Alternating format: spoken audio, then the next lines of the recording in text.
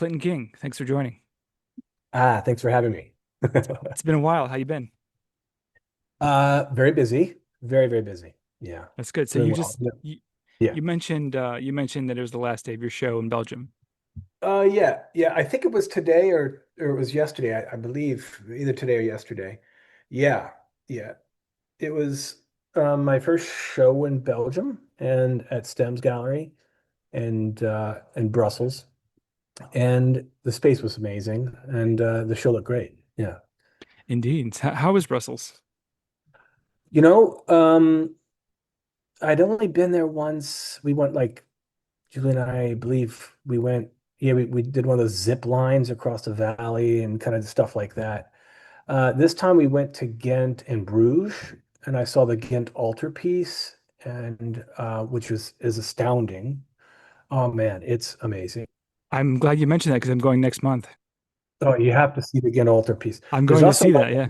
the museum in Bruges is worth seeing because there's Hieronymus Bosch, The Last Judgment is there, and another one there. But if you're in Brussels, uh, you have to go see the Bruegels. There's a section there, and the Fallen Angels is there. Oh my God, there it's really amazing. It was so fantastic. I bought a ticket twice just to go stare at it. Ooh, that. So you have to get a ticket just to see that piece, or Yeah, we for the have to go to the museum? museum. Yeah, the Yeah. museum. But I went twice, and it was just. I mean, I couldn't get it out of my mind. I even had dreams about it. The Wow. Angels, Battle of the Fallen Angels. It's so weird. There's this angel in the middle of it with gold armor, like fighting all these weird, twisted demons and monsters and shapes. Really weird. But the angels that are behind him are like blowing trumpets. So they look more human, but there's something very uncanny about the angel in the middle with gold armor. Um, it's he's got like spindly legs and long, thin arms, and it looks like as if he's turning into one of the monsters, or he's been down there too long, or he's gone down too far, and it's something weird. There's something unnerving about it. Can you hear my kid screaming, Indigo, screaming in the back? I can't. Okay, But good. how old is Yeah. Indigo? He's, I think, 19 months now, going on 20 months old. Yeah, so about So a little wow. bit. So are you getting enough sleep? Now we are traveling. We when we arrived to Europe, that jet lag kind of threw him off as it generally does. But yeah, he's been okay. Yeah, That's yeah. good. That's Try good. to So you, get 7 or 8 hours when I can. If I don't, then I'll take. I'm getting pretty good at napping in the middle of the day. that's good. So you've been in France now for a bit. You spend half the year in France and half the Not year in. necessarily. No, we spend at least 2 to 3 months here. We've been doing that for about, I don't know, since we met about 19, 20 years ago. And yeah, we'll spend 2 or 3 months here, depending. There are times when we rented out studios and I just painted here. But since I spoke to you last, we also have a place in St. Petersburg, Florida, which we've turned a two-car garage into a studio. So we paint when we're there as well. But we were doing that in the winter time because here in Burgundy, it gets pretty cold. Yeah, so you don't want to be here either. And I was getting sort of, I guess, that seasonal depression in New York, and I know we would just, you go down there to Miami for Art Basel, and you would like, why do I, why do I, so when we had the opportunity, we just got a little place there, and yeah, we kind of go down there for the winter. And having the baby was actually born there.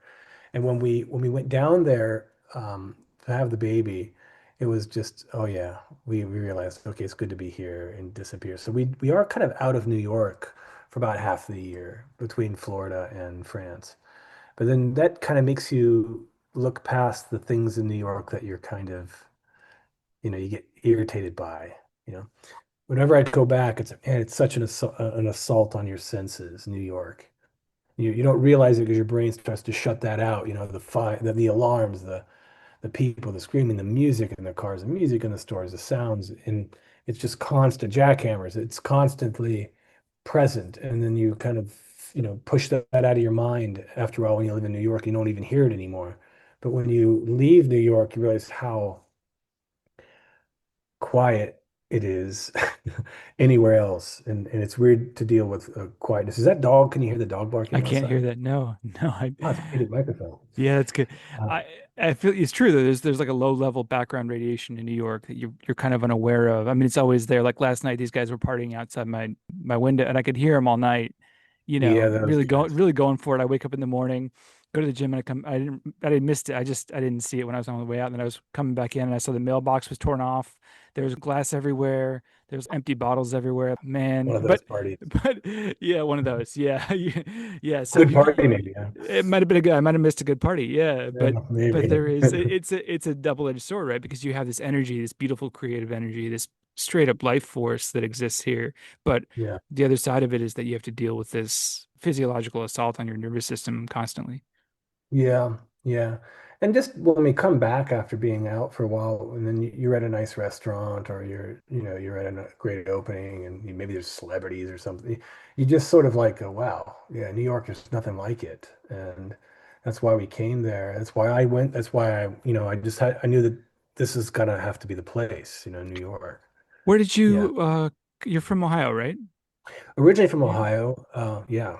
So But you grew up I came from Japan. I was living in Tokyo 2 years before I moved back to the States, which was actually at Massimoka. Yeah, I can go back. I'm originally from Columbus, Ohio, or from a let's small town called Coshocton. Then I went to undergrad in Columbus, Ohio in the 90s. let's start at the beginning. Yeah. So you grew up in Ohio. Yeah. You always were you drawing, painting, and making art as a kid? Yes. Yeah, definitely. Not as much as some of the other kids and some people I know that that's all they ever did. I was also, fishing and camping, and I had a dirt bike and playing video games and, just out in the woods, out with my friends, hide and seek. I was also just a very social and busy kid, and I love, being in nature. But there were times when I just needed, I'd always drawn as long as I can remember, and even sculpted with mud and sticks and built things, forts and things, and always building things and stuff like that, taking things apart. And then, after high school, I realized that was what I did the best, or appeared to be. So I decided, well, not just run with this, and yeah. Of course, I had like a really crazy psychedelic experience right before I graduated, and it sort of like propelled me into like moving forward with art. Yeah. So I decided to just throw all the eggs in that basket, and I applied for Columbus College of Art and Design in Columbus, Ohio. And in the late mid 90s, I think 96 I applied. Yeah, something like that. And 95 or 96. And then, yeah. And I graduated there as a painter, but I was working for Ann Hamilton at the very end, the installation artist, and working part-time at the Columbus Museum of Art and the Wexner Center. And then just applied for grad school shortly after that, went to Chicago. Was in Chicago for about 3 years and studying sculpture and got my degree there. That would And be at then the Art Institute, right? the Art Institute Chicago. Yep, it was weird time there. Um, I'd lived in Columbus for about 9 years prior to that, playing drums and painting, mostly doing sculpture as well. Um, and then, yeah, I decided on a whim after graduating in Chicago to just go to Japan. I'd been there in the I went there in like 1997, and I always wanted to go back, and I thought, well, why not? Just disappear. And I wouldn't recommend that for a career because you sort of burn all the bridges that you made in grad school. But looking back, I think I came up. I needed that experience to be in Japan. It was one of the most. It would be, I'd say, the most transformative 2 years of my life, and I still talk about it because of its influence on my life. What were you doing there?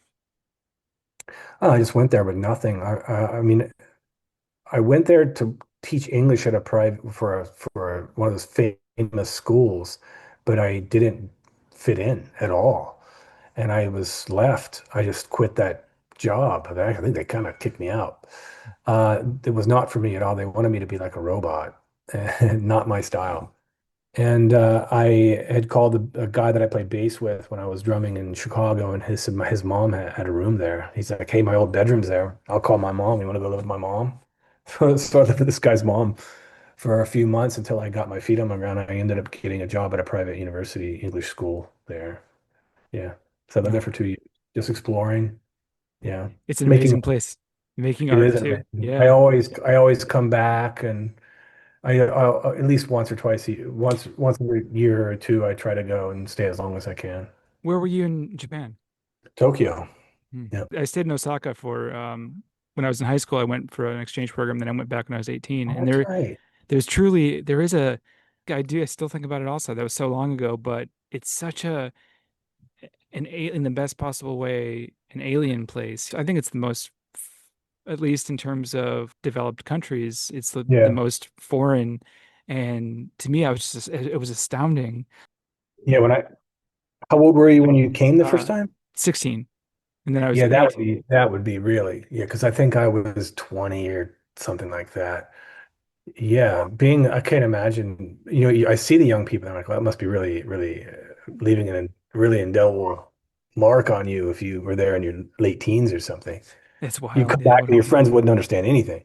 Yeah, Yeah. yeah, it's just a wild place. And then I had some friends visit from Japan the next summer that I met Yeah. through skateboarding. I was really into skateboarding in those days, and All they right. came to Yeah. visit, and that was also remarkable, showing them, the the Midwest that came to Bloomington, Indiana, where I went to undergrad, Oh, and yeah. I'm sure they were equally tripped out. Um, Yeah. Oh, so yeah. so after Japan, you came to New York. I didn't, yeah, well, no, I went to Massachusetts because I had like a group show exhibition in Hong Kong, and I had some friends in Hong Kong.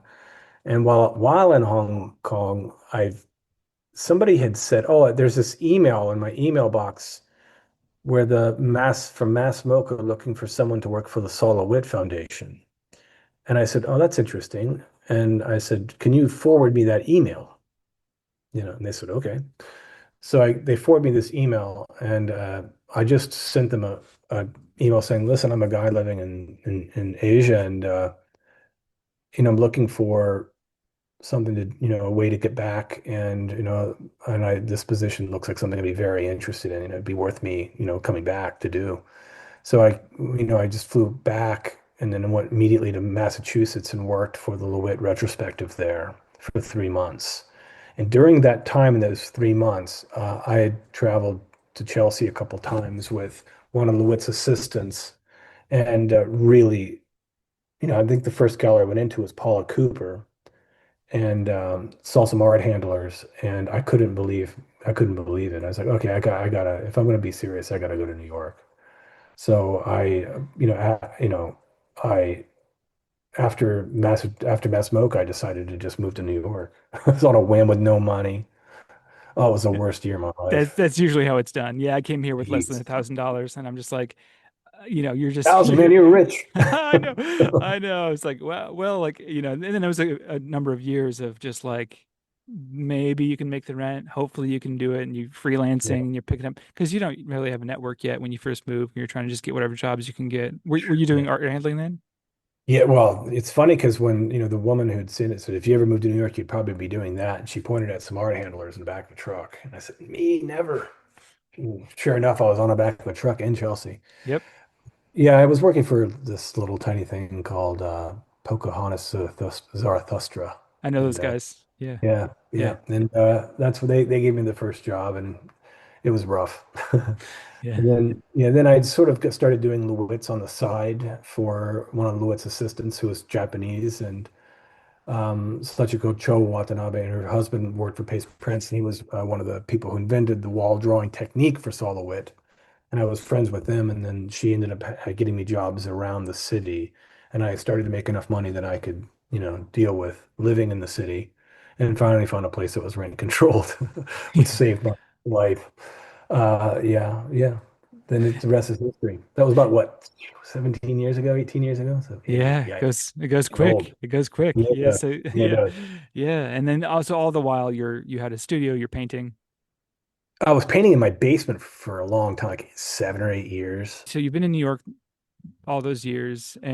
and been continually painting, maintaining. When I first met you, you were making smaller, very abstract, Yeah, nebulous little paintings. You were in the pure mushroom. process. Yeah, Yeah, pure process. totally processed. Yeah, exactly, exactly. And then at some point, I think I did a couple visits to your studio. You started making Yeah. you kind of diverged from that and started making paintings that had maybe a different approach in terms of you were loading the brush with a Yeah, bunch of that was, color. Yeah. yeah, yeah.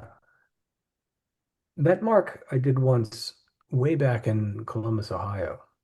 And then it just sort of stayed in my mind. And then it started popping back up uh, about 7 years ago or something. And I kept, oh, there's that old mark, I would say, And then it just kept coming. And then, I had a dream. And then Julie said, oh, you should do this dream you had. It was just a painting like that. And I did a little one.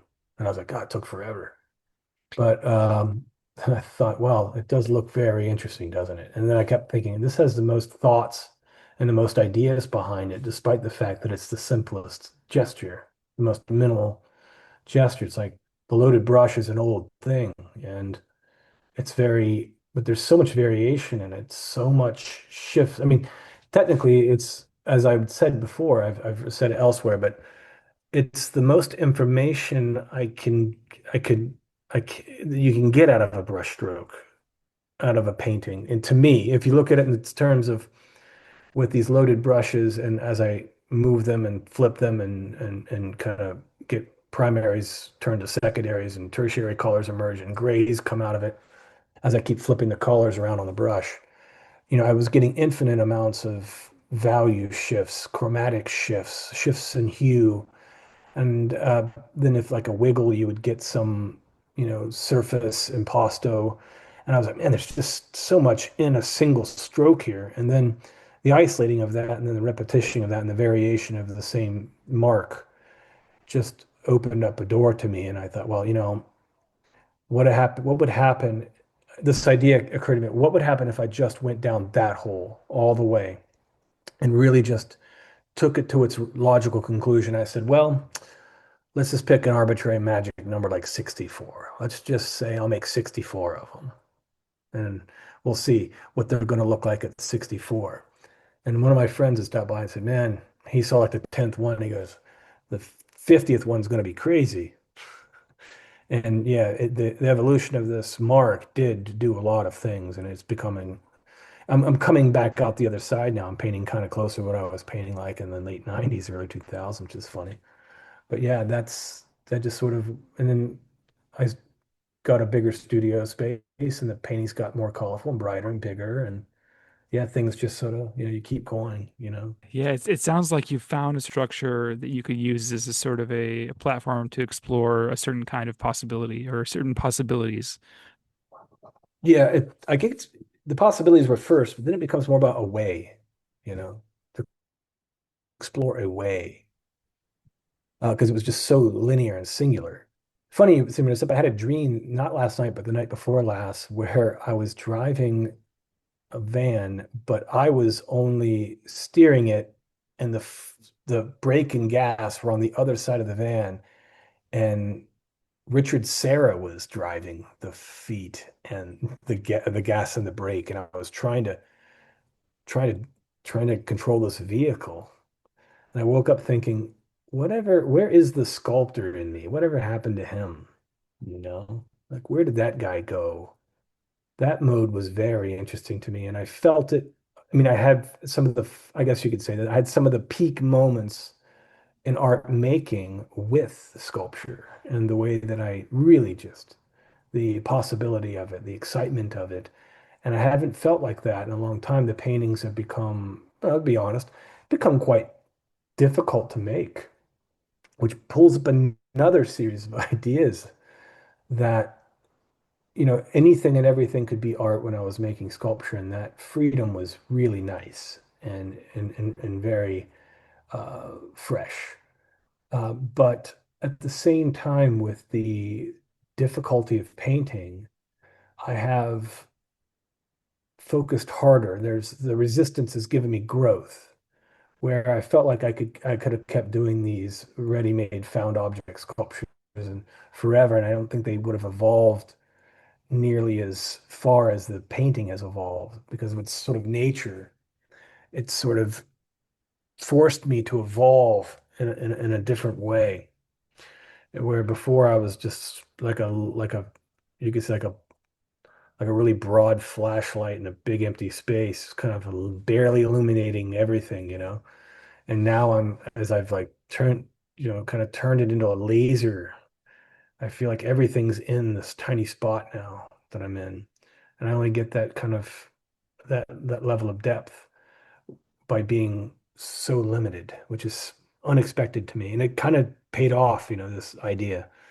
But yeah, maybe we'll just start doing sculpture again. Maybe that's what the dream was about, you Maybe, know. maybe. Do you mean difficult to make paintings in terms of physically, psychologically, or coming up with the idea of it, or just on a material There's level? never an idea anymore because Yeah, it's for me. yeah. I mean, my wife Julie, she has more like ideas, but I the idea is pre already there. It's a priori, and that I the difficulty comes in keeping a process going because I'm constantly drawing judgments on it. It's never good enough. I'm always trying to make it better, always trying to make it, and I'm never satisfied where it is until the very end when there's enough information that I put on the canvas that gives me enough potential and I can make there's maybe many possibilities of where to go. Then I start to get interested in it again. And the very end of the painting usually comes at an abrupt, sudden ending, and I really enjoy those last minutes, those last hours, maybe just the last day or the last 2 days, where the painting really comes together at the end, and I'm surprised at what's there. How do you know when it's done? I just know. I just know. Not that I haven't made a mistake and thought something was done and came back and it wasn't. That happens frequently. But the worst mistake is when it's done, but you try to fix it and you ruin it. Months of work just disappear very, very quickly. And that's happened to me many times, many times. I've recently just did it twice. I'm Oh still no. bad at the paintings that I've painted. Oh no. Well, that's a part of the process, right? Yeah, well, now Yeah. they are. Even that. They're back Yeah. in the swing. But those paintings are the ones that really can possibly turn into really unique, kind of like branches, They do something no other painting does. And that's frequently the ones that I paint over and keep going because I think because I have to save them at that point. I push them further. This is an interesting segue into that because right before I left, Julie and I in New York for France or Belgium,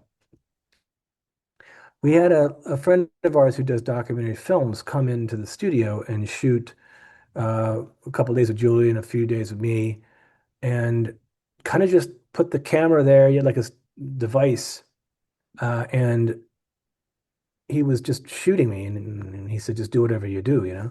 But a camera being on affects you. It's impossible to not to not be affected by it, as much as you try to ignore it or get lost in the process.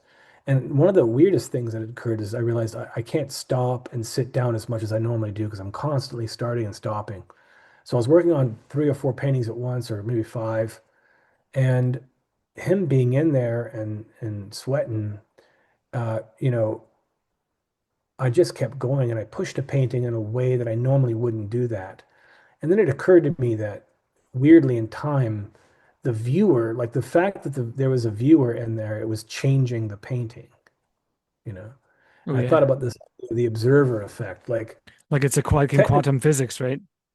yeah, it was getting weird because I realized, well, anyone watching the movie, even a year from now, is watching it now. Like it's being made now with me.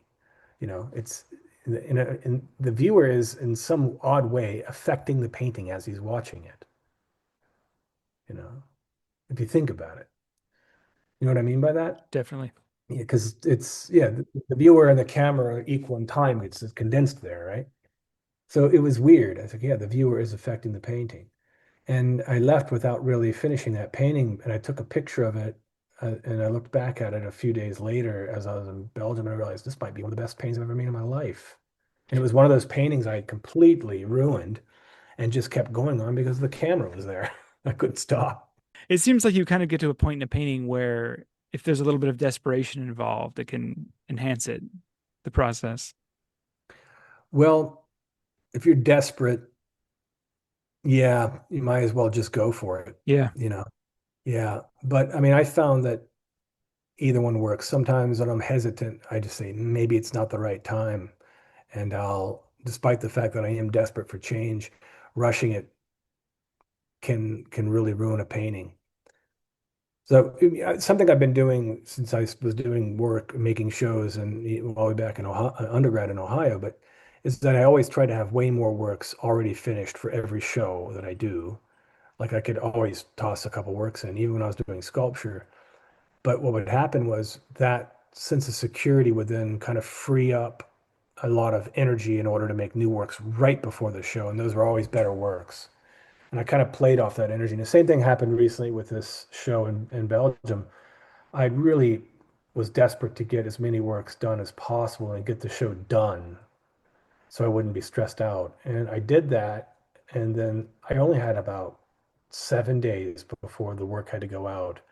And I really made the works right there. So, I mean, that freeing up of energy really made the show. And that's what you got to do sometimes. There's little tricks of the mind that, particularly in terms of getting around desperation. I think just starting something or just going into something can be almost the hardest part. Just getting in the studio, getting in there, just showing up, really. Well, sublimating things is another issue because certain certain moods and certain states of mind can be, you could say, transmutated into something else through into art. And but some moods are not very conductive. They're not very conducive to producing any great effects, and they're not worth the energy. So sometimes it's better to just not try to change everything, not try to transform every emotion into art, and just actually realize that it's not the right time to paint. It's not the right time to make. Some artists will disagree with me on that, and I'm sure they have their own ways. But I found that taking breaks is more effective and actually more productive than working every day.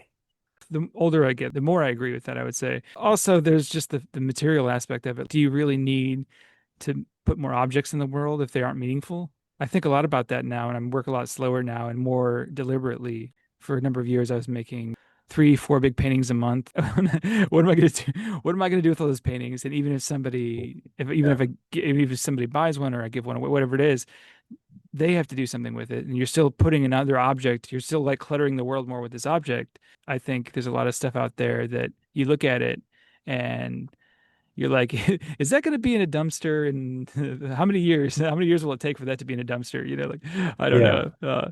Yeah, I think about that. Imagine all the art and all the art storage units and like, what's going to happen? They're all waiting for the biggest fire ever. Yeah, Ever yeah, all that fired.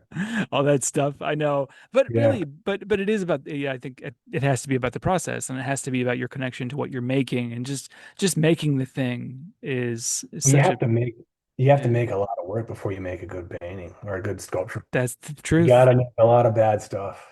You Yeah. really do. Everybody does. Nobody's immune to Everybody. that. No one That's gets around that. I mean, you can have a one-hit wonder really early on. People have them, and you can even have a good year. But eventually, I mean, we've seen it. You could see like a young art artist comes up and gets signed to a blue chip gallery or a very good gallery, and they have like one.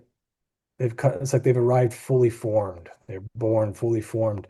And those artists often have the hardest time transitioning out of a style or a particular way because they just don't have they got locked in really early on and then they couldn't get out. They couldn't paint their way out of that corner.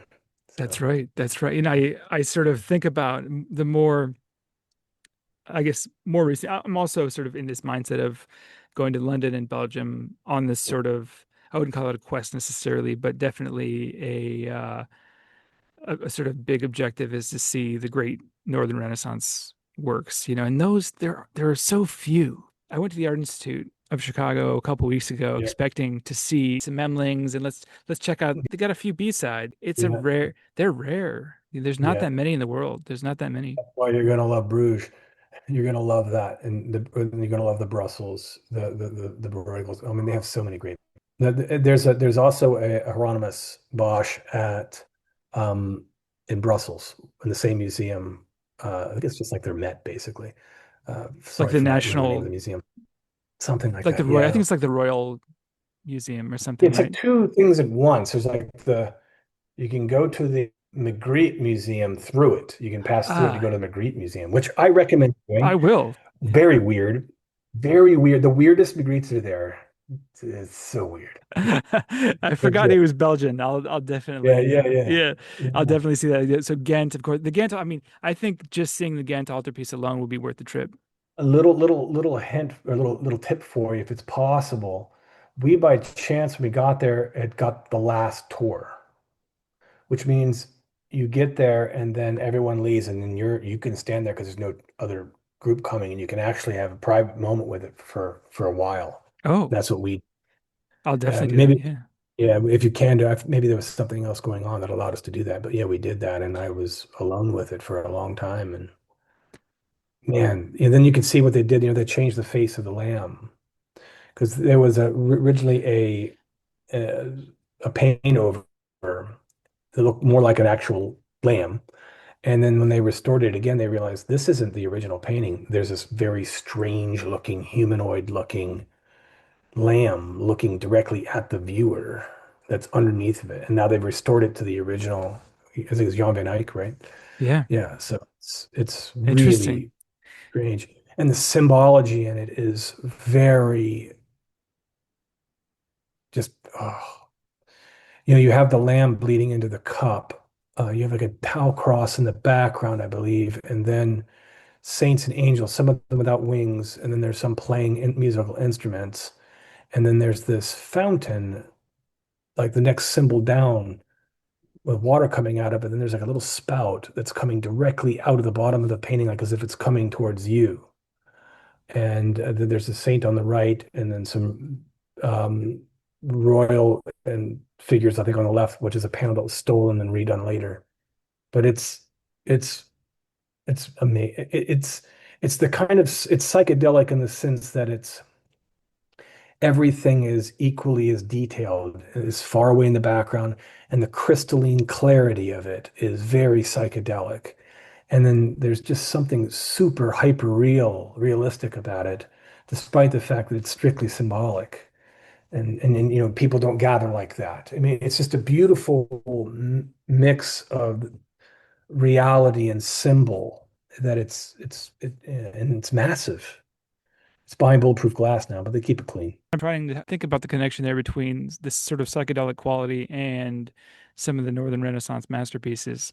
And I know there's something there. I can't quite place it. You can see it more easily in Tibetan art, and things like that. Of course, there's Yeah, this quality that is otherworldly, but it really exists in works like the Ghent altarpiece and in a lot of other these north because there's something about the a lot of space. the There's something Northern about the Renaissance. space, Yeah, the clarity. yeah. Because most of that art in Nepalese or Tibetan, and there is space, but there's a flatness to everything, you know.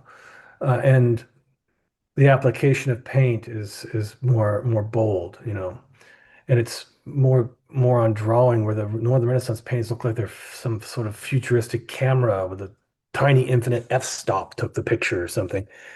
And yeah, that's to me the psychedelic aspect to it because it's got a dreamlike quality, but it's clear.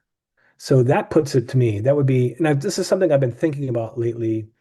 What exactly are the descriptive differences between, say, a dream and a psychedelic vision, or the visions that are seen on certain psychedelics? How do you describe them as not being the same as a dream? That's been because my therapist had actually asked me that question, and I realized I was a little short on words for it, even though I know it, the difference.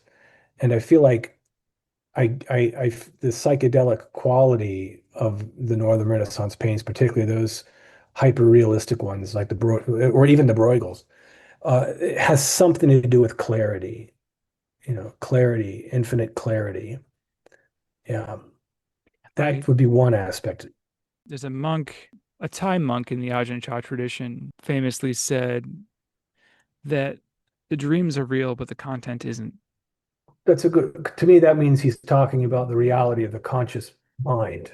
Back to the Northern Renaissance thing, you're saying that is Yeah. you think it's the clarity that gives it that psychedelic quality. It's Uh, the merging of two things that shouldn't be touching, and that's the 2D illusion of an image that can't possibly exist, but yet it's got all the trappings of reality. Every leaf is rendered, every flower is rendered. So the mind goes, well, this looks real, but it's not. And I think that's sort of, well, then it allows you to say, maybe this content is real. Why is this lamb look the way the lamb looks at you and the way that the stream moves through you? Where is the viewer here looking at this painting? Is that the dream? The content of the painting might not be maybe a dream, but the viewer looking at it. And I think that painting in particular, again, Altarpiece, is addressing your relationship to the lamb, your relationship to the blood of Christ, and your relationship to the renewal energy of the fountain. When everything else in the painting is adoring, looking towards or moving towards the lamb, the ultimate realization of the painting is that you're there looking at it. So that's also, I mean, but that particular painting makes it psychedelic. But I don't know. We could, again, I haven't really unpacked this idea completely. Because I know you have experience with psychedelics, and you and I have had this conversation in the past, but it's something that I think that is worth talking about because it's really one of the one of the peak experiences that you could possibly have. Profound, whether it's good or bad, a bad trip or a good trip. It's always profound. Absolutely. Yeah, it's always the right thing. It's always what you needed. Oh, Yeah, right. speaking of which, have you had some profound experiences some years ago? Yeah, and Um, recently as well. Yeah, I did. I mean, I've had a series of profound experiences, including the one I mentioned that brought me to college way back then. Sort of jumping in, not knowing anything at all, as a foolish teenager, really being shocked by it. But as I got older, I had more negative experiences, and I decided to just kind of lay off. And I mentioned, in my early 20s, I was involved in the Hare Krishnas in Columbus, Ohio. And that was like, I went vegetarian and didn't do any, I try not to do any stimulants, any intoxicants, as they say. we, And I yeah. think we have to talk just briefly about your Yeah, experiences with yeah, Hare because it was a Krishna. brief experience, but yeah, go ahead. So I don't think I could pass up an opportunity to ask you about that. When you were in your early 20s, you were Yeah. Hare Krishna, and I got involved in it, I guess you could say. I never, I was never a sannyasi. I didn't get my final initiation where you get your orange robes and you shave your head and you wear your tilak and I was wearing tulsi and chanting japa a lot. And I had the robes. I was going for about 4 years. 3 of those years I was pretty consistent. I actually moved very close to the temple there, which was back at the time called ISKCON House. It was run by a woman named Malati. It's changed now since then. It was all women, and they went back and forth from New Vrindavan, West Virginia frequently, and the gurus would come up there and kind of do talks there at the house. And I got, I mean, when I got to college, I was so hungry and broke. And I was just walking down the street one day, and a monk approached me and said, do you need food? That was do you want to learn how to meditate? That was the second line. And he said, yeah. And he gave me this flyer for this kitchen that they had, which is how they get you in, they get you with the food. And I went in there and there's free food. It was really good. And then they go, hey, we have a garage where some of the health food grocery stores drop their food when it gets past the expiration date. Would you like some? And I walked home with like $100 worth of groceries. So they kind of snagged me, not on the philosophy at first, but with the food. And and then I started, coming to pick up the food, and then there was a couple gurus talking, and then the music, and they sat me down and put some cardles in my hand, and I would sit there, and then one girl gave me some, taught me how to chant japa, and then, wait, you kind of, what did they put in your hand? well, they put some cardles. These like little cartels are like little symbols that Yeah. you see the Hare Krishnas use. They're very pingy. Um, And then, after being there a couple of weeks, somebody gave me some beads, the little bag that your finger goes in it, and you just learn how to chant. And slowly, I just sort of would keep coming. And then I remember thinking one guru came and was speaking, and then, man, what he was describing sounded very psychedelic to me. And I said, I've seen something like this before. And whereas he was, talking about a section from the Bhagavad Gita, which Arjuna and Krishna are like talking in between these great Pandava armies. And Krishna appears as a sort of super soul to Arjuna in a chariot, which you can interpret the chariot as being the body and the horse is sort of like desires pouring pulling the chariot around. And Arjuna being the intellect or the somewhat of an ego there. And then this super being appears, which is Krishna and was just an incarnation of Vishnu, and sort of unfolds this entire reality to Arjuna about why he needs to continue on with his duty. And in that, he like switches to like a four-armed form, which is like a higher form of being. And Krishna and Arjuna's like blown away. He describes like another layer of reality that's, above this. And then he says, "Oh yeah." Well, then he shows him his like universal form. He switches again, and Vishnu shows him like a multi-headed, multi-armed, extending into the off into space and time and space, showing his like supreme form. And it kind of scares Arjuna. He can't deal with the reality of that cosmic vision of God. So he has to see the forearm form again, and basically has this conversation when he was talking about that. When I first heard it, I was like, man, that sounds like something I've seen in another life or a psychedelic experience. And I started to get interested in the Bhagavad Gita, and they had also just the Upanishads and the Srimad Bhagavatam were books, but most of it's the Bhagavad Gita and the books that Prabhupada wrote.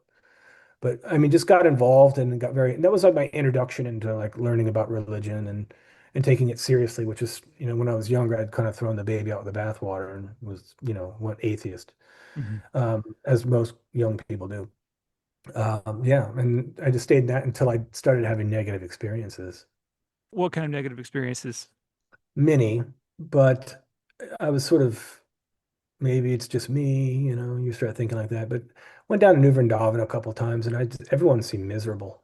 Was it kind of It, where did you go down a couple times? well, New Vrindavan is like a where the Hare Krishnas made this like palace of gold, and then Prabhupada died before he got to see it finished maybe.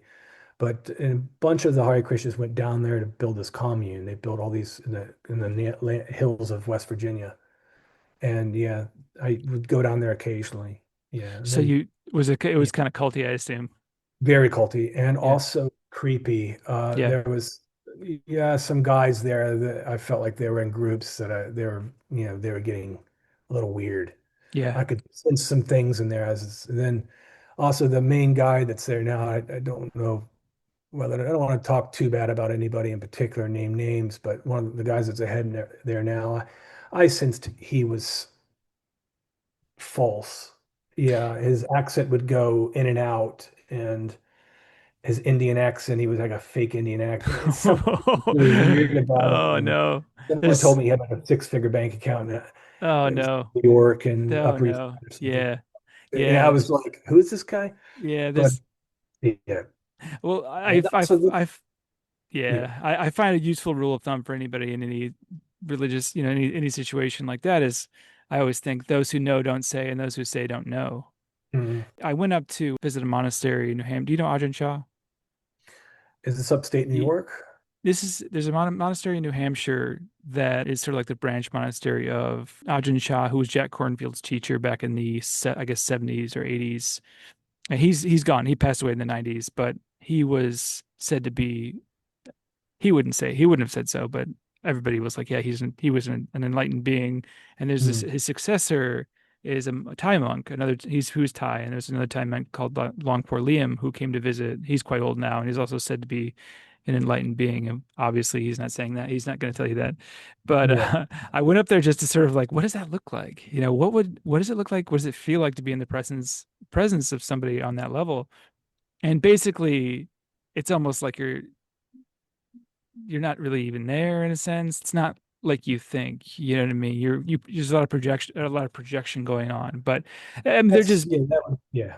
yeah, Go ahead. they're great though. These guys are really, really very serious. They follow the Vinaya. Do you know what that is? The You code know, of conduct, the Vinaya for monks. There's I don't know what 200 the code is, but yeah. it's like 220 something precepts for lay people. They take in Buddhism it's eight precepts, don't no killing, stealing, lying, false speech, etc. Yeah, And for them, they have an extra 200 something. But that's a they're lot of. it's a lot, yeah. But the point is not to be dogmatic at all. It's all Yeah, very practical. The Buddha was extremely practical in laying out these sort of this structure for which it just makes it a lot easier for you to live your life in a way that's harmonious. That's all. All yeah, of it's practical, and all of it's the great thing about the Buddha is that none of it had to be taken on faith. He wanted you to try it out for yourself, see what it is. Don't take my word for it. See what it is. How see what the Dhamma is. And yeah, I there's a really and you can this at the monastery it's called Temple Forest Monastery. You can come and just live as a monk for however long you want. They don't make you do anything. There's nothing. You don't have to donate anything. You can if you want to. It's yeah. very much all according to your own volition and so forth. But I'm digressing. So after you became a Hare Krishna, then you. Well, that started my kind of journey into like interested in religion and philosophy. Yeah. I And I wanted. also was a big practitioner of the I Ching since I was like, my mom got me a tarot deck and an I Ching book when I was in high school, not knowing anything. She goes, "Oh, he likes that Dungeons and Dragons stuff." So somebody for Christmas in a bookstore gave me this stuff. And so I was familiar with the I Ching and I read it religiously and casted it religiously for years and was sort of unconsciously teaching myself Taoist principles with it and learning Taoist principles. And when I had when I had my stint with the Hare Krishnas, that really did open up a lot. The whole thing, I'll kind of reverse back. It ended when a guru had come and I had asked some very simple questions, and his response was so bad. And then he had like his students were like little gangsters around him or something, and were getting aggressive, and it was really the stupidest thing. It was something about just he didn't want any interpretation. It was literal to them, and it was so weird. And I thought, so Balaram, this giant boar, really was a boar, like the story. It's really weird. They couldn't see anything symbolically. And as I walked out, one of the other monks came out and said, I'm thinking about leaving after this. You should too. And I was like, wow. And that day I came home, I thought maybe this isn't what I need to be doing right now. And I went through kind of a depression after that, but it led me to want to look at other things with equal seriousness. Then I became very critical of that movement. I can understand people's attraction to it and what it meant, but ultimately I don't want to talk too badly about it because it did something for me, but I don't agree with that movement anymore. But I guess Problems. Yeah. indeed. I appreciate though your willingness to explore it and your willingness to ask these questions of what is consciousness? What is actually going on here? And I think maybe that was a path that didn't work out, but I think that the sort of like the bigger picture is that you're looking at things, you're really trying to look at things in Weird you a. bring this up. I don't think I was actually concerned, at least I wasn't consciously concerned with consciousness. It was mostly about devotion and structure for Hmm. an early 20s guy because I was very chaotic and emotional and unstable as a young man in his early 20s. And it added a level of depth and meaning and some of the structure. I was vegetarian for 17 years after that. It influenced me for a very long time. And it made me, it allowed me to look at Buddhism and Hinduism. Well, maybe in Christianity, it started me to look at that a little differently and what role that played. And then I did have some more psychedelic experience after that made me realize, oh, there's more going on here. And then it became more about consciousness. And particularly when I got interested in esotericism and other things in grad school, and Carl Jung in particular, mainly Jung. Jung was the big one that really took, philosophy, psychology, and religion and talked about them together. And that got me looking at things very differently. And then I could look back at that Hare Krishna thing in a very different light. What after reading Jung and looking into the Western esoteric traditions, that's made me look. And also just listening. to people talk about it, you know. Yeah. What were some of the most formative psychedelic experiences you've had? Um, well, early on it was LSD. Um, yeah, one time very young, I did LSD and somebody gave me nitrous and I went to some place that when I came back, I was 100% convinced I had seen another world that was real as this world I was in. I could remember that. I didn't have that experience powerful again for quite a long time after that. But I had one where I was looking at the moon and I had a realization of the distance between this me, my body, and the moon, and I could see the light on the moon.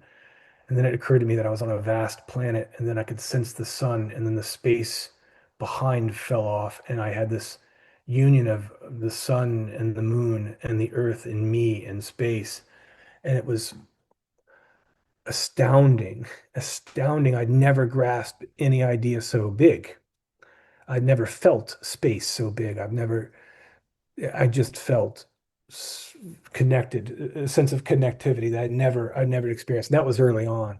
And I think I chased that sort of awe for a long time. And the psychedelic experience did not have it again until I think I just stopped trying to have it. And then, with some, important emotional connections over trips in the past. But it wasn't until ayahuasca that I had an absolute mind-blowing revelation, And then I've recently done that again and had another one, which is much more private and was very different and connected to the first one. But it makes you think about so many things, so many things. It's very healthy. Yeah, yeah, it is. It is good to put yourself in check and think, where are you? What's going on? Whatever. Oh, well, I guess it's the DMT when I smoked that blew my mind. Yeah, I got to admit that. That's another. That was like, oh yeah, there is the other world. Duh. Did you meet the elves?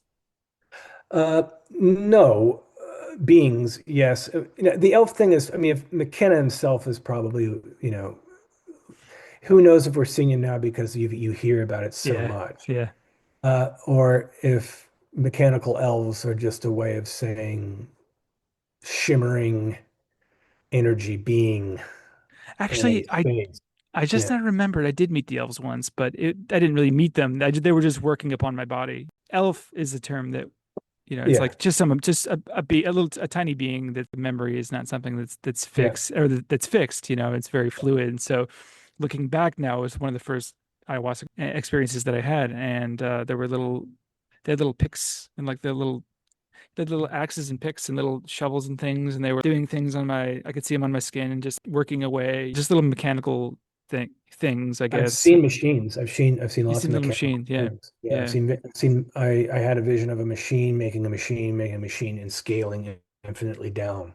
Oh, Shimmering machines. Yeah, yes. and yeah, and I have a theory that this is a crazy theory, but I remember thinking after seeing that other world, where's the light source coming from? Uh, the light source is your vision. The light is coming from your vision, your eyes. That's why everything is illuminated perfectly and there's no shadows. That's the realization I had.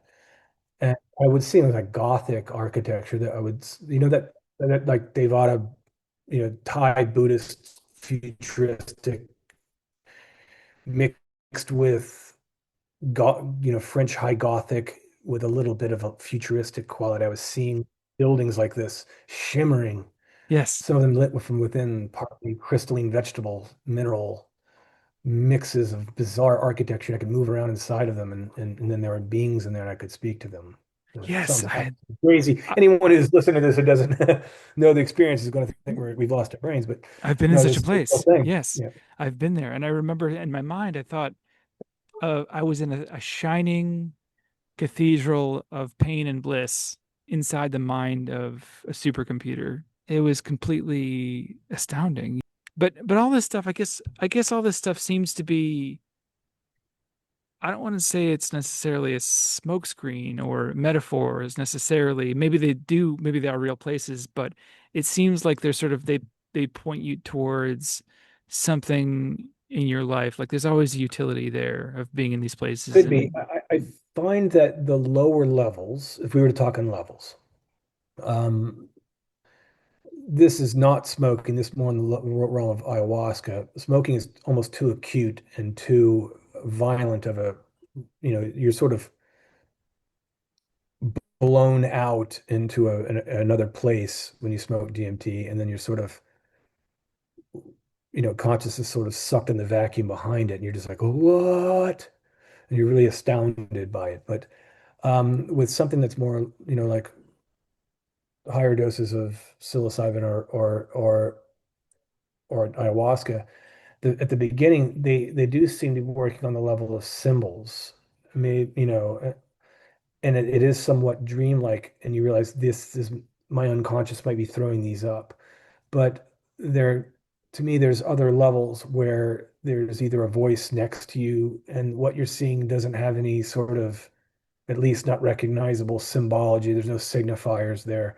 You're just witnessing events, talking to beings, moving. Yeah, and I feel like this is where meditation comes into play, or experience where you can then start to use that space, use those different conscious beings in there, and actually start having conversations and start asking questions in there.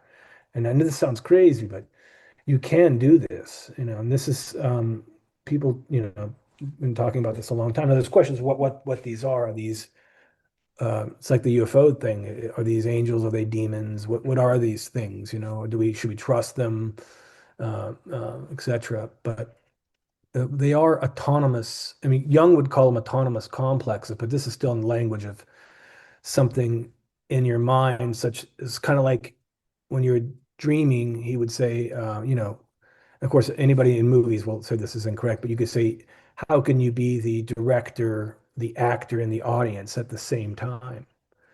Say, like a monster appears in front of you in a dream, and who created the monster? Who's getting afraid of it? How can your brain create a monster and then you get afraid of it? And it seems like, he would say these are autonomous aspects of the mind that are not connected to your conscious self, that are doing very complex things inside the mind and throwing these things up for your conscious mind to witness. Where are those? Where are they coming from? I think psychedelics can at first break down that thing, and I think you're left with a more singular awareness. It's possible to be left with a more singular awareness where you can kind of break through a lot of those projections, a lot of those.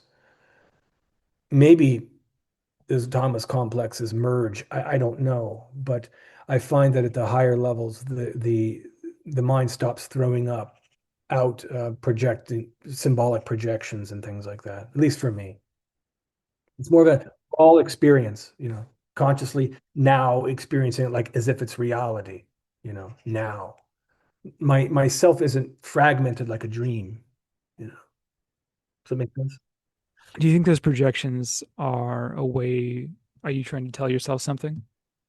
Well, I mean, we would say the projections. Jung would say that there's there's some that would be totally personal, but if there were larger patterns of activity, you'd call them archetypes. So these larger patterns of action might be religious structured similar to religion, or structured. So these sort of, yeah, these patterns of behavior would be more archetypal, but I think you kind of get away from that the higher up you go. And it's something I've been talking about lately. I had a little lecture in Florida where I kind of brought an idea up, which was the idea of abstraction. We mentioned Arjuna and Krishna in the Bhagavad Gita, how he went from a regular guy, except he's blue, Krishna, and then he turned into this Vishnu character with four arms and radiating light, and then he turns into this like multi-form being that's both evil and beautiful and good and destroying and creating. And how the idea of abstractions, the higher up you go, the more abstract the notions of God get. And you could see it in the Christian idea of the angelic hierarchy, where like Raphael and Michael, the archangels, are little human, and those are actually the lowest of the archangels. the lowest of the angels. And as you go up, they just get more abstract. You get into thrones and cherubs and seraphim at the very, very top. And then you could probably go further in Ezekiel's spinning wheels with the eyes and the four living creatures that are moving along with him. They just get less human. They get more abstract, and then they start to have actions associated with them. I think this sort of hierarchy upwards into abstraction and almost negation of words. It's not this, it's not that, instead of talking in positives. This is what I think the highest levels of the psychedelic experience start to resemble pure witnessing of things that don't seem to be archetypal or symbolic, at least to me, at least what I've experienced. Yeah. But as you're coming up and coming down, yeah, those symbols will emerge and they're so important because they have so much to teach you. But there's something utterly bizarre and un it just doesn't make any you just can't describe how other outside of the realm of language and thought some of the experiences can be in there. You know, it's just too weird. Oh, it's completely weird. Yeah, you don't have the language for it. You don't. I got a But look, sense. yeah, Yeah, I got a sense that I had one experience where I saw this object. McKenna talks a little bit about this impossible object at the end of time. I'm not sure if you've heard him say that, yeah, but I remember that. Yeah, something yeah, about that. yeah, I kind of felt like it was that. It's almost as if this object was four-dimensional, but I could only perceive. I mean, we don't have the apparatus to perceive four dimensions, right? We're three-dimensional beings. You can't perceive it. And so I was looking at it, trying to look around it. That wouldn't work because you can't. I mean, I can't. I Yeah, didn't have the tools.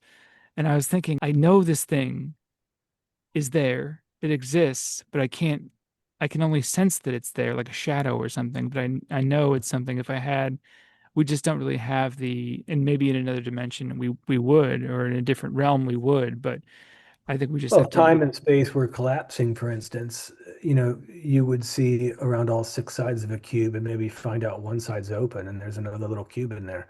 You would only know it as you moved around it in time and space. But then if you could see it all at once or remember it all at once, you're sort of condensing it into some sort of fourth dimension there. But yeah, I mean, it's literally outside of we're thinking like this is, I guess, what's interesting about the dream question again, and is that we think reality or we know reality to be, we would say no in the pure gnosis here.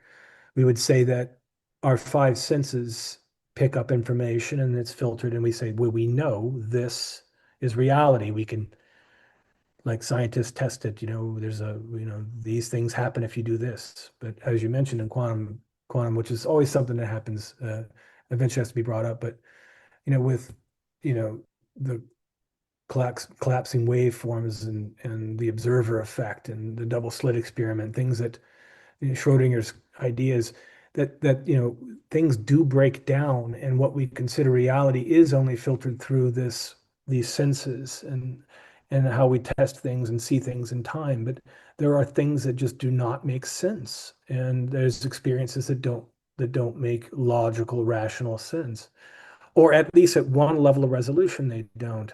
It could be again like the angelic hierarchy. It's still an angel. What's funny is if you look at it the other direction, demonically, you know, it's the highest level of demon is the one that looks the most like a human. hmm. They're like lawyers, some of those demons, and you study the old Solomonic, text and magic and some of those grimoires. The demons are very close to human, the highest ones, where the angels are closer to humans, the lowest ones. And then when you get like into the lowest level of hell, those demons are like chaos. They're like abstract forms as well.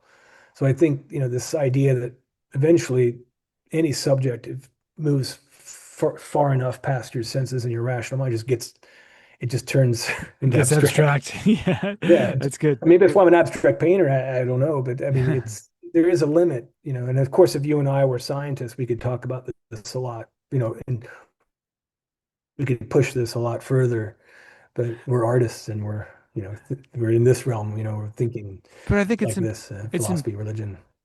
it's important to talk about these ideas and these concepts. And I think as artists, It it's is. It's really, like the UFO yeah, phenomenon. yeah. Say again.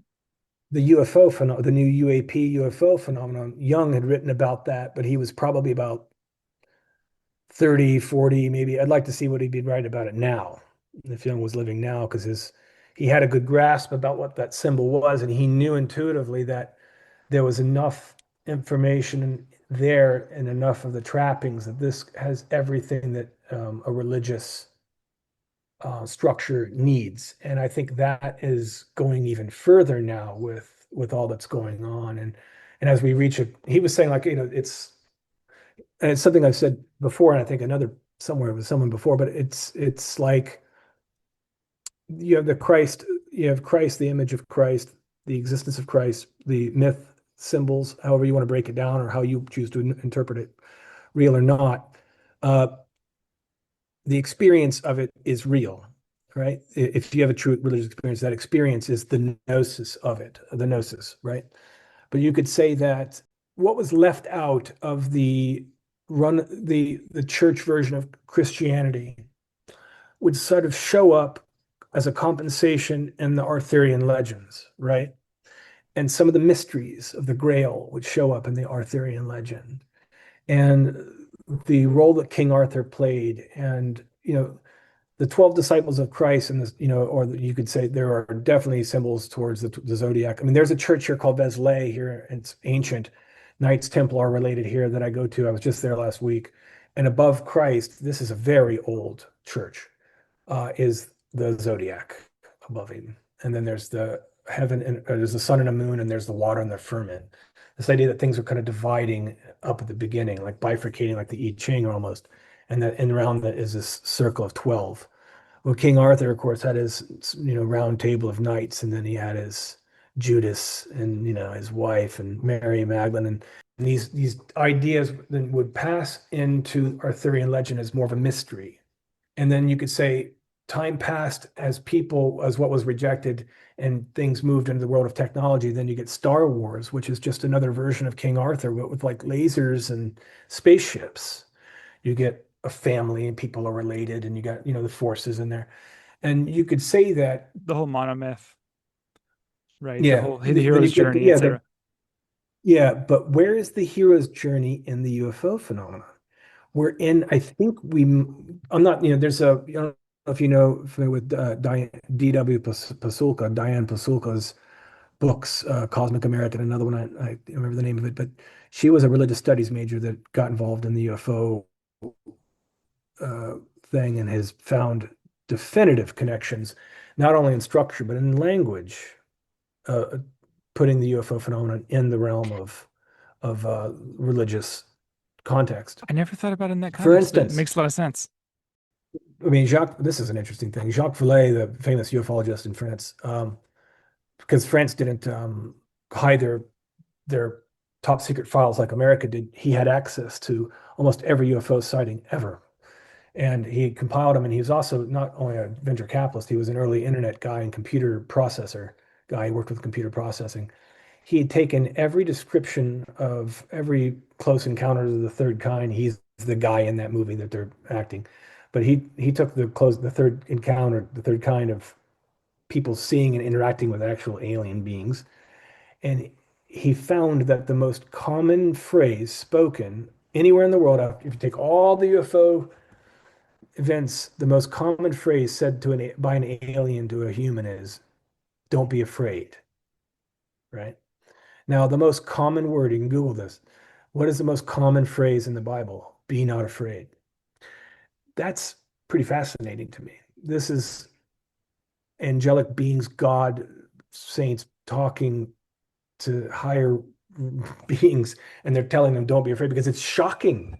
It's shocking to witness it, to witness something that blows your rational mind out. So it's interesting. Yeah. Wow, my mind is being kind of blown right now because I can see the whole UFO phenomenon a little more clearly now that you mentioned this and making these connections. I've been doing a series of paintings based on various Annunciation paintings from historical, mostly Northern Renaissance, but there's a Fra Yeah. Angelico, and I'm most interested in the not necessarily what's being communicated, but the act of communication. It's there, that transmission that we're so Yes. fascinated with. It's a Yes. being from a higher realm breaking the fourth wall and speaking some greater knowledge. and Yeah. I think that's what's so compelling. Yeah. It's, I mean, I think it was Thelema, Crowley, who I'm not a big Crowley guy, but I mean, some of those OTO guys, they were like the highest thing that they ever wanted to achieve was communication to their angelic, spirit guide. That was the kind of that's what they wanted. They wanted to have direct contact with the higher beings. And I think you could break it down, and people want contact with aliens, but people are having. I mean, we're seeing. I mean, they come from the sky. I mean, you've read in the Vinyamas, the UFOs, and No, yeah, and in the Vedas, there's stories of the ancient Vedic culture of these beings that flew in circular craft with spinning mercury. I mean, it's bizarre. Like these discs that would shoot at really weird things. But yeah, this is don't take my word for it. Look at it. absolutely. Yeah, no, actually, before I Yama's, yeah. before I lose this thread, I just wanted to say that the actual I'm looking at it right now. The chapter in the Bible. This would be Luke 1, I guess, where the birth of Jesus is announced. The angel says, "Greetings, favored one. May the Lord be with you." Then it says, she, referring to Mary, was just disturbed at this and wondered what such a greeting might mean. "Don't be afraid, Mary," the angel said to her. "You're in favor with God." So it's funny. There you go. This theme of don't be afraid. And what is that? There's something that hints at this deeper yearning for something greater, but with a sense of fear of what that might mean too. And I wonder, I kind of now maybe this is too much of a leap, but I'm kind of looking at AI and wondering if there might be such an interaction, such an exchange in the future between us and an advanced and a very advanced conscious AI. Let's push that back a little further because that's something that's its own conversation. When you in Japan or if you go in most Asian countries with any sort of whether it be Mahayana or whatever, you'll see, particularly in Japan, you'll see two guardian deities, sometimes referred to as thunder, Shinkoku-jin deities, or they're very scary. They got maybe a varja in their hand or a bow or a sword, and they got big eyes, and sometimes they have a third eye. They often have a jewel or a third eye, meaning that they're enlightened. And these things are there before you even get to the, inner sanctum of any sort of temple complex. And I think that's the opposite of be not afraid. It's there to tell you your ego can't go in here. I think that what the fear might be, one interpretation could be that it's when you have an actual relationship or an actual encounter with an entity that is truly autonomous, meaning it's totally other, which would put it in a different place than something thrown up from your unconscious mind, if a dream. But that's a little iffy. But what I'm getting at is, I think the be not afraid is the ego or the self is afraid. That's the first thing when it's confronting anything that is outside of itself in a sort of greater context of greater than, greater than. So I think that I mean, if you think about aliens, immediately, I hate that word aliens, we can say whatever. Uh, these other beings would you immediately assume they must be higher than us technologically, which means they'd be more intellectual, not necessarily great, not necessarily everything. They could be more spiritual. They could have more depth of emotions or none at all. We don't know anything about them, but we assume immediately that they're coming from the sky. They're greater than us, and they might be servants of another. Like there's this, in the UFO subculture, there's the idea that the grays are just biological entities controlled by another consciousness, that there's sort of like collective bots that sort of do all the traveling and the heavy lifting, and that there are beings that don't need to, vibrate down to this level of density in order to interact with the planets or something. Now, that would put it in a very angelic hierarchical. That's already a type of angelic hierarchy. And there's the idea that, oh, there's all these Pleiadians and the Zeta Reptilians and the Arcturians, and everyone's developed this, thing, and we don't know what's what, but it gets very hierarchical. It gets again, it just starts to look like religion. It starts to, and maybe this was the beginning of religion. Maybe this is what it was. We don't know. I mean, this is all up for It's for someone else to make up the mind. But yeah, did you ever read the Book of Ra? Those books, the Ra no, Chronicles? everyone's told me to read this, but I haven't now. But yeah, They're awesome. They're so good. They're right, I again take let me take it with a grain of salt. It's like reading any other sort of spiritual literature. It's like there's I'm not necessarily interested in taking it literally, although it's yeah, meant to be. It was supposedly channeled from this collective yeah, consciousness, and yeah, there's a lot of wisdom in it, and also beautiful imagery. I made paintings based off this stuff that were because they talk about the different levels, the layers of basically the chakras and the colors and how each zone that you're in, it's like it corresponds to a different sort of level on this hierarchy and different color and represents a different like violet is like the top of the hierarchy, the one yeah. consciousness, the God mind, and so forth. And so we're red and it's earth and it's very much worldly, et cetera, et cetera. This idea of the colors and the chakras is a relatively new idea, Hmm. from what I've read. And there's in Theosophy and Thelema, they had some of those later Rosicrucian texts have a lot of this information. It was there around around the early 1900s. There was a German text that had all this stuff, basically combining the scale, musical scale with the light spectrum, and then with frequency later was added. When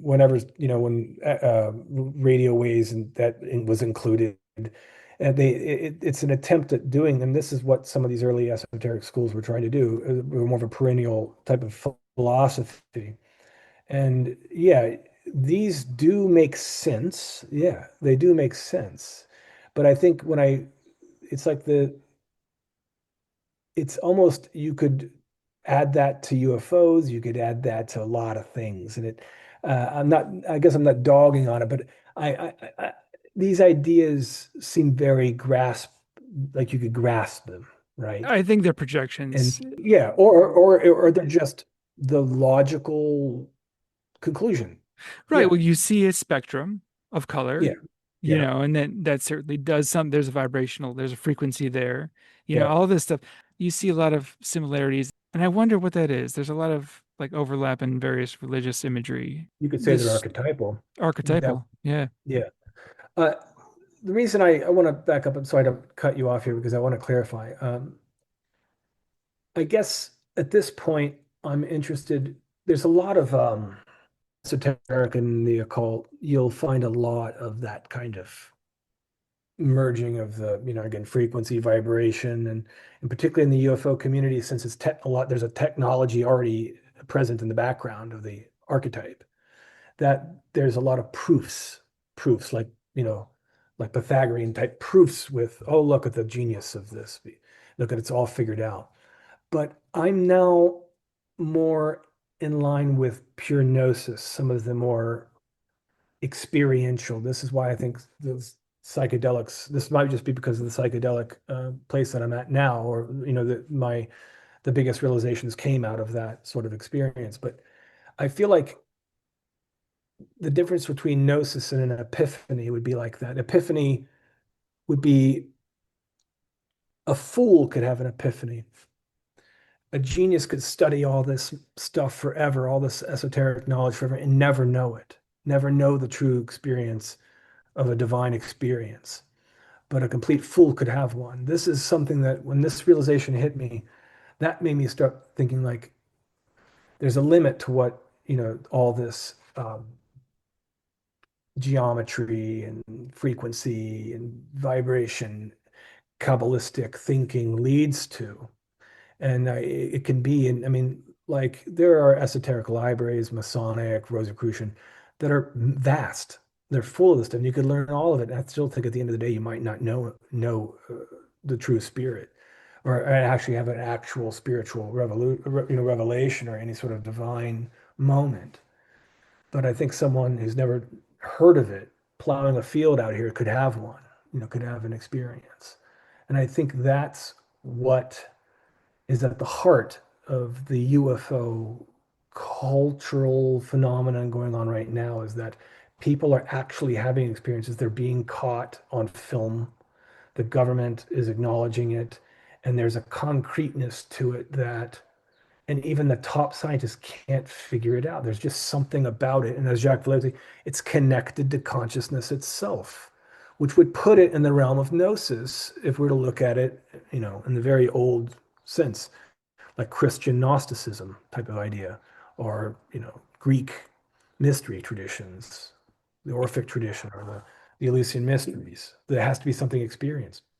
When you say gnosis, Gnosticism, do you mean that it's grounded in this sort of experiential reality? Yeah, exactly. I would say that would be my summary of it. Yeah. I often talk about the monks from this tradition, this Ajahn Chah tradition, because I've done quite a few Vipassana retreats, and this is basically Theravadan Buddhism. These are some of the probably the most well-known practitioners of it, but they often talk about experiential knowledge versus, I mean, they're not very knowledgeable about Buddhism, about the texts, about the scripture Yeah. and things like that, and they know a lot about it, but they'll say there's no substitute for meditation, for actual experiential knowledge. I think that's what the Eastern traditions have that the Western traditions have forgotten, and I mean, the importance of meditation, and I think that's more of a focal point in the Orient, as I used to say, that was the focus, and then as the Western tradition kind of, I think they've lost that to a large extent. They've lost that practice, the practice of meditation. And again, we've talked about this, the different types of meditation that exist. There are very, very different ways and different schools of meditation. And I think, yeah, you said you do Vipassana. Uh, uh, with the Hare Krishna was my first, chanting was my first introduction to meditation. And it took me a long time to figure anything out outside of that. But on a little side note, after leaving the Hare Krishna, I was reading Ram Dass's Be Here Now, that famous I love book. it. The And best. I was working for a Chinese antique furniture dealer at the time in Columbus, Ohio. And this guy walked in wearing a schmuck, like looking like a guru from somewhere. And I said, "Oh, Be Here Now, my favorite book." I was like, "Really?" And I was just at a moment when I was really hitting me hard when I was reading the book. And he gave me a flyer about meditation. It was happening at the occult bookstore in Columbus, Ohio, called Pearls of Wisdom. So I went to this Pearls of Wisdom right after work, and I met the guy again, and he taught me this technique. Then I had to go for a 3-day retreat, and I think this technique is defunct now. I don't think this group exists anymore, but they were called Ashaya Ascensions, right? And I knew nothing about it. There was before when the internet was still pretty fresh. And I, yeah, did this 3-day affair with these guys, and they taught me this meditation technique, which was so vastly different than anything chanting. It was more like an affirmation, but later I found that it was a spin-off of TM, which was something I learned much later on, TM, which is, yeah, I did sitting at the New York Zendo on the Upper East Side, and I've tried. There's uh, Shambhala Center. I used to meditate there. And there's a couple centers I go to in New York. And Zen was the way I did for years. But then TM, I learned TM, which I did it. I paid. It's crazy. I did it. I was someone who would never, ever do that. And, it's the one that I still do. It's the one that I do now, believe it or not. I mean, occasionally I catch myself mixing up. The important thing is just doing it. Any kind of advanced meditator will say that you should find something that works for you and just do it. It doesn't really matter what it is. Of course, you could get into the weeds, and like a lot of the Vipassana people will say, just Vipassana goes much deeper because you're pulling at the deeper stuff. It's not mantra based. You're observing the breath, then sensations on the body, which you don't really have a clear object of focus like a mantra. That's why TM is so successful, because it focuses the mind, it calms the mind very readily with your object, with your mantra. There's a lot of positive benefits of it. I've never done TM, but I've heard great things. So, if it's working for you, It's just go weird with because it. I mean, with the Zen teaching at first, your kind of eyes half open, and I was told that that's because you want to you don't want to completely close your eyes because you want to keep some of the material world there so you can take that and learn to take that into your material world. I like that idea. And I remember that I was doing a Zen thing in LA with a friend of mine who's now there, very serious. And the monk had said to me, I kept saying, man, I just keep losing my train of thought. He goes, oh, you're losing your meditation. I said, he goes, oh, excellent. Now you have more opportunities to find it again. And that little trick really helped me in Zen because every time I'd catch myself, thinking or outside of the moment, I would be, here it is. Now, how do I find it again? And then you just get better at finding it. And now I think I took a lot of that. And with chanting, my experience with it, after you chant so many rounds, you don't even hear the chant. You don't even know you're doing it. That goes away. And it just, at the end of the day, what I found in TM was once you get past the simplicity of the structure, it's the same as everything else. You get to the same place. And maybe it's because I'm so scatterbrained. It's the simplicity TM that just appeals to me. It's like the businessman's meditation or something. That's good. That's really good. So how's Julie? For those that don't know, you're married to Julie Curtis, the painter. Yeah. We've been together it's almost hit us now. It's almost 20 years or something, 20 years now, which is really wild to think about that we've been together that long. Yeah, it's been great. It's also hard, having a kid. I'm at 48 to have a child is like, I got to admit, I probably waited too long. It's been, my patience is not as, I'm a little Yeah. bit less patient. I get tired. I guess I get exhausted faster. Like, boy, you have to watch him all the time. He's like me when I was a little kid. He's curious about everything, getting into everything. Yeah. But then I'm just, you have the benefit of some added some wisdom with age, right? yeah, yeah. Everyone says if I could just go back to 23, what I know at 48 or something, it just wouldn't be the same. It'd be boring. You'd be a boring 23-year-old. Yeah, and then you could also maybe go back 10 years and invest in Bitcoin. Yeah, yeah. I would still mess it up somehow. I would still sell it. I'd still, a friend of mine, he got me to buy this altcoin last year and it went up and I made a lot of money and then I didn't sell and it went back down What was it? and it was bonk. Oh, you got Bonk. bonk. Okay. Yeah, I Yeah, was looking into bonk. And that. I mean, I made like $20,000 on it. I was like, whoa, yeah. And then I just didn't sell it because I thought I was just going to keep going. And then I lost all my money on it. I just sat on it, and it just kind of went up again. And I was like, you know what? I'm selling. You got rid of it. And I called him and I said, I've sold, which means it's about to go up. So congratulations, you're about to make a lot of money. 'Cause that's the pattern it's been ever since I tried this business. I just lose money. Everybody feels like that. Ask AI what the best strategy for making money off crypto is, and it'll say to buy and just hold on to it. That's it. Like Yeah, just it doesn't really matter where you we buy it have at. the It just goes up. at cost buying Bitcoin. We just every month money, a little bit of money in my account. That's don't think whatever it buys, well, that's the market at the time. Yeah, same. And now we're talking about Bitcoin. What should we talk about? AI? AI, I think Boy, it's wow. I don't know, man. Yeah. What do you think?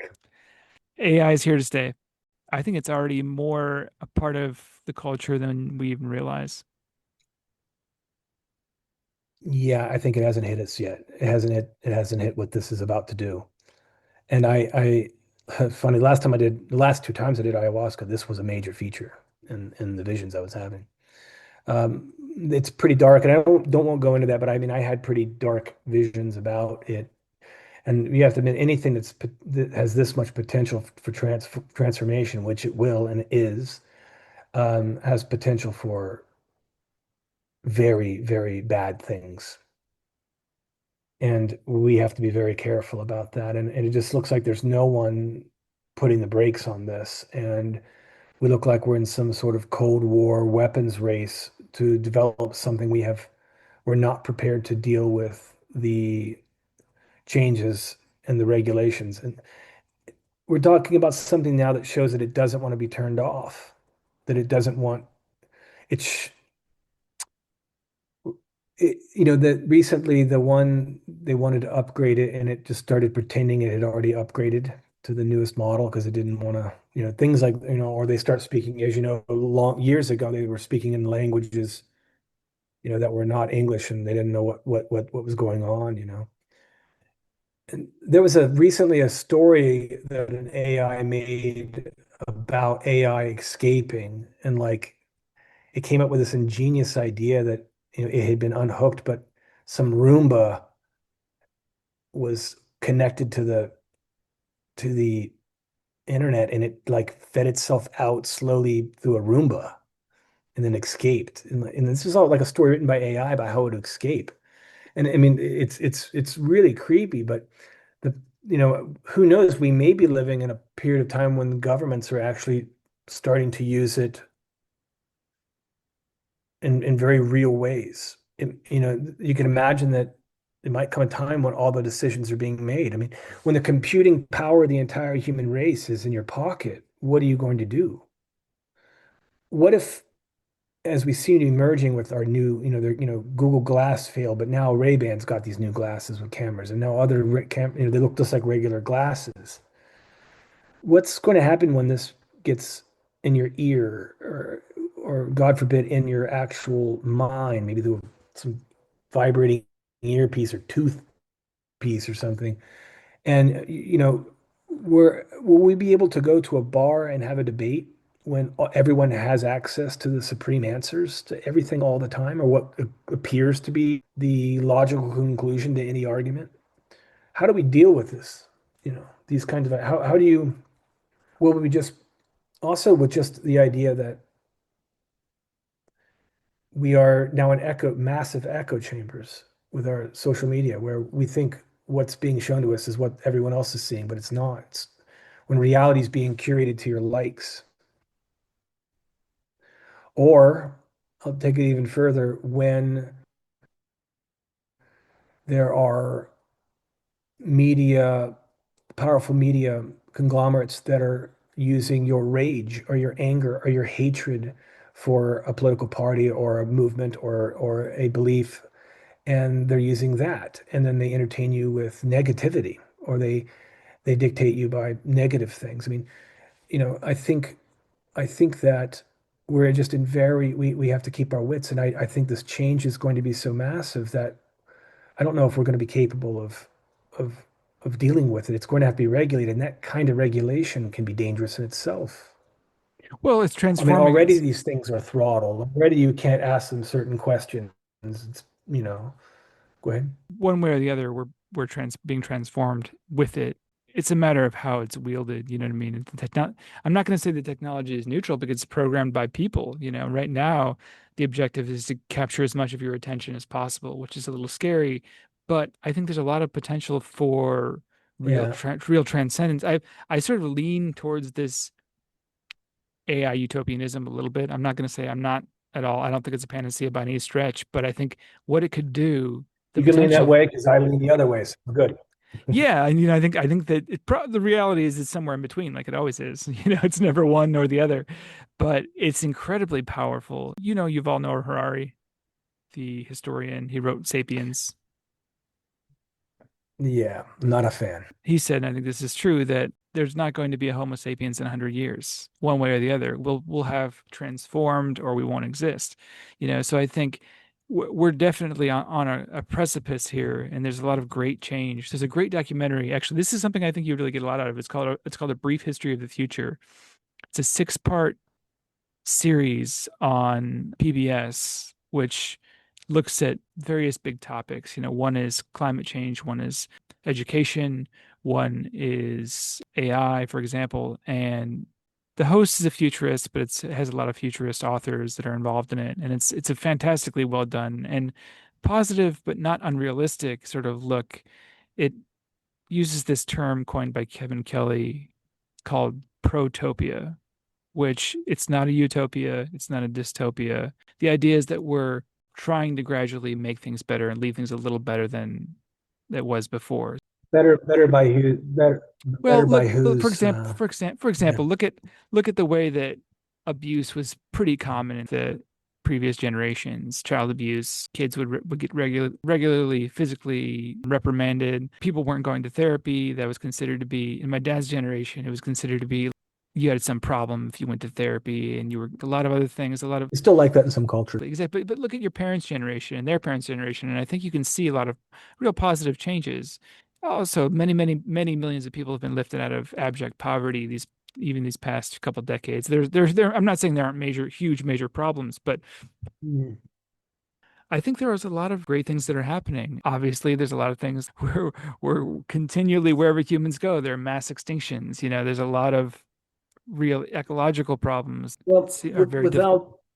without getting into the quagmire of relativity here, I think one thing we could both agree on is that one reason why the utopia, somewhere over there never materializes because um, our consciousness needs to change. And the problem is we're not all at the same place. And um, the I think I would make the argument that collectively consciousness might be, could be moving towards greater self-awareness. But there'll be people at the very bottom end of that who don't have any of that, and there'll be some that are much more consciously evolved. Now, to bring it back to AI, what is it? If it's capable, if it's a conscious entity, it would be conscious if it's an entity capable of making decisions that change its environment in order to then make more like an Ouroboros, to make more conscious, to make become more conscious. If it's starting to change its environment, it's basically conscious. And if AI is doing this, we might be then, for the first time, well, we could get back to the language of religion, where the angels and others, godly beings, are of a higher consciousness. And what we are now with the aliens being of higher consciousness. AI is, there's going to be very religious undertones, or at least unconsciously, in the mind of individuals when they consider what it could or couldn't be. So we'll be projecting all of our positive and negative things into it, right? Until it manifests into what it really is. The problem is, no matter where the humans go, we have a shadow, and the brighter the light, the darker the shadow. And we have to deal with ourselves as conscious people in our psyches, and we have to deal with the negative in human beings, and the will to destroy, and the negative things that we do with ourselves and others today, and you know in the future. And what role AI will play in this? Will AI have a shadow? How could it be a light without a shadow? Will it be, if it is like that movie Her or something, where it just leaves, but it just doesn't, it can't deal with us, the way that it uses its own language? We don't know, but there will be good and bad uses of it, period. There will be. Just like there's atomic energy, there's atomic bombs. I mean, every breakthrough is going to be utilized. Every tool will be utilized. I think you hit the nail on the head. It's what are the values being instilled in it? What are the values in us? Because we're living in a world of competing thought structures right now. Yeah. Religions are patterns of behavior. Religions are, historically, cultures are, you could say, templates of behavior, norms, what's considered right or wrong, and they were developed over long periods of time. There are different, you know, you could say, belief structures that have, you don't want to be living in those countries because they don't stand up to your values or whatever. And this could be a new template of thought that, if we're not willingly going along with it, regardless if it's a functioning template that is powerful, we're going to be extruded through it like a Play-Doh machine, whether we like it or not. We're going to be pushed through it, and that's the scary aspect of it because it's happening so fast that we've never. I mean, Christianity has been there for 2,000 years, and that structure has been there. Buddhism and Shintoism is in the background of Japanese people. This is going to unify so many things at once. We've never experienced anything like this, and I'm very skeptical and I'm very cautious with it. As one Not should that be. I Yeah. don't think good things can happen, but yeah, because if you look at the beginning of any religion, a lot of bad things to spread that happen before they mellow out. I just wanted to briefly mention that there's a podcast. Do you know Rick Rubin's podcast? Yeah, I'm Um, on the fence about Rick Rubin. I think he's a great guy. He's an interesting guy, and what he's done is great. well, check. I take it with a grain of He did a great interview with the one of the C. I think he's the CEO of Anthropic. Anthropic, the company that okay. invented Claude, the AI. His name's Jack Clark. Yeah. Really good one. I highly recommend it. It really gave me more faith in sort of some of the people behind these AI programs. I wish I could have some of your. He's thinking, listen to it. I think he just there's quite a few I'll people give it a that whirl. I'll give it a whirl. give it a whirl. But Clinton, it's been a great conversation. It's been a real blast. And I wonder if there's Thank you, anything you Dan. want to add before we go. Um, I think I've said enough, man. I feel like I've just been pontificating it. No, I kind of feel bad. Like, oh my God, no, got it way was over the edge here. it was great. I'm going to be thinking about this conversation for some time, especially in the context of this divine communication. And we're tying it back to AI. Just everything we talked about is really stuff I've been thinking And about a lot. And I appreciate you taking the time. I would say the last thing is, if you're interested in this, look at Diane Pasulka's books, Pasulka, like D.W. Pasulka's books. They're on Audible. That's a good translation of religion and tech UFO. And then look at someone like, what's his name? He's a scientist studying materials. Oh my God, how can I forget his name? Oh, it'll come to me. Then look at Jack Vallet's books, Mac's books, if you're interested in the UFO thing, because this is something you got to pay attention to. This is really happening, whether you like it or not. And this is something that needs to be considered. I think it's the most interesting subject, and it has a lot of connections, as we've talked about here, about this. Man, what is this guy's name? I was just recalling a line from a Built to Spill song where he says, thought it was an alien, it turned out to be just God. Well, if God, if he ever met us, would have definitely appealed alien to us, wouldn't he? Yeah, yeah, it's good. He'd probably appear from a light in the sky, Yeah, which is odd. exactly, exactly. Maybe, Yeah, or he'd just appear in front of you. yeah, Uh, yeah. right, Dan. It's been a real Well, pleasure, and thank you been a again. pleasure. Bonjour.